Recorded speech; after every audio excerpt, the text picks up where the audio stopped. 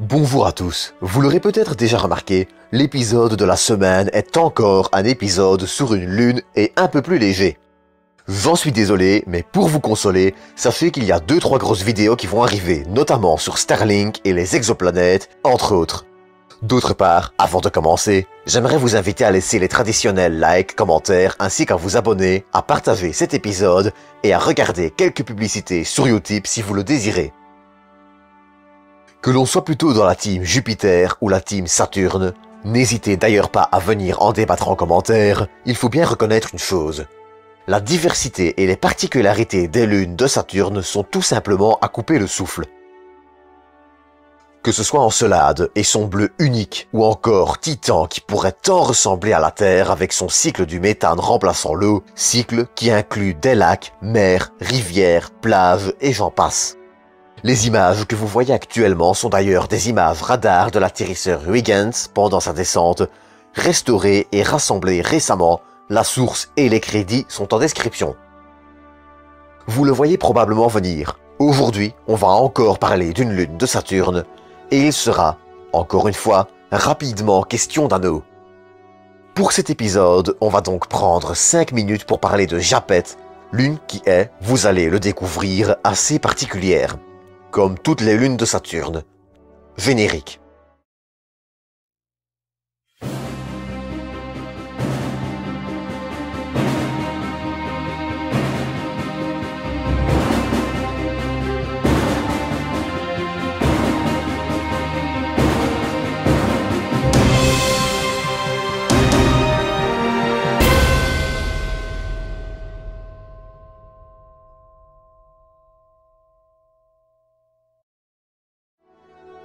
Vous commencez à en avoir l'habitude, je crois, mais avant de parler de Japet et de ses caractéristiques, assez uniques dans notre système solaire, on va rapidement parler de son exploration et de sa découverte qui a été réalisée en octobre 1671 par l'astronome italien Giovanni Domenico Cassini. D'un diamètre de 1494 km, Japet, et tout comme Rhea, sera peu observé et exploré après sa découverte. Sa petite taille rendant, en effet, son observation extrêmement compliquée.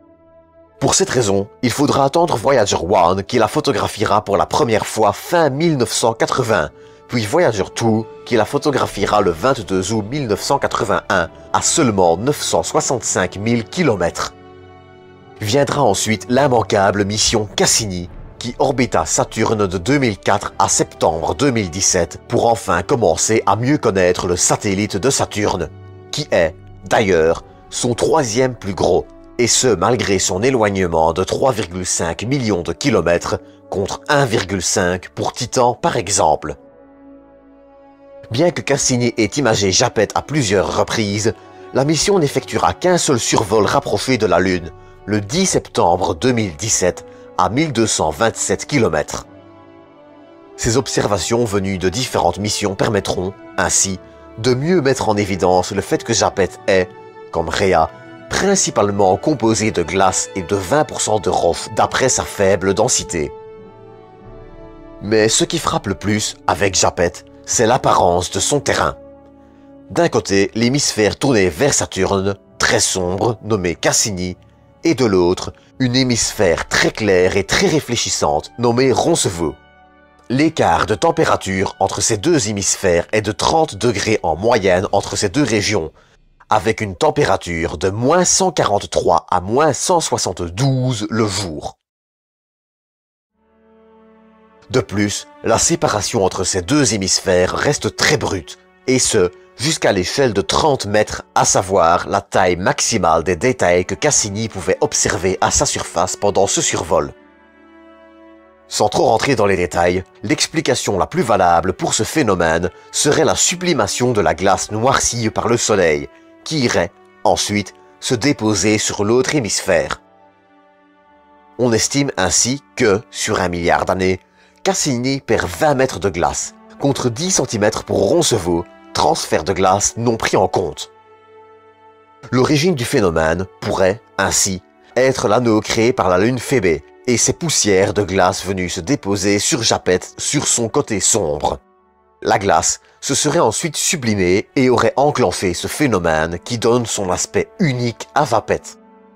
Mais Vapet dispose encore d'une autre caractéristique assez particulière.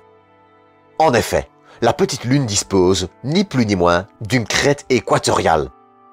Cette crête est très importante dans la région de Cassini et est plus constituée de pics dans la région de Roncevaux. Dans tous les cas, celle-ci semble très ancienne et les mécanismes ayant mené à sa formation restent flous. 4 hypothèses principales tentent, ainsi, d'expliquer la formation de la crête.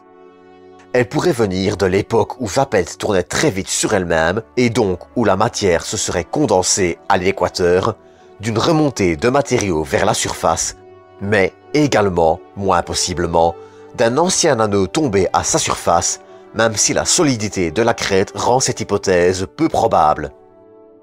Elle pourrait également être les vestiges d'un ancien petit corps orbitant Vapet qui se serait disloqué et serait retombé. Malheureusement, il y a un problème. Aucune de ces théories n'explique pourquoi la crête, dont les montagnes atteignent parfois 20 km, est plus présente dans la région de Cassini que de Roncevaux. De plus, sa surface semble peu active, en témoigne le grand nombre de cratères. Il y a donc encore de nombreuses questions, qui risquent, hélas, de rester longtemps sans réponse, et ce, malgré la cartographie quasiment complète effectuée par Cassini. Dans tous les cas, si des avancées sont faites, soyez certains que nous en reparlerons sur cette chaîne. En attendant, c'est tout pour cet épisode un peu plus court, j'en suis désolé. Comme d'habitude, j'espère que vous l'aurez apprécié et je vous donne rendez-vous la semaine prochaine pour un nouvel épisode. D'ici là, prenez soin de vous, prenez soin des autres et à bientôt pour une nouvelle dose d'espace.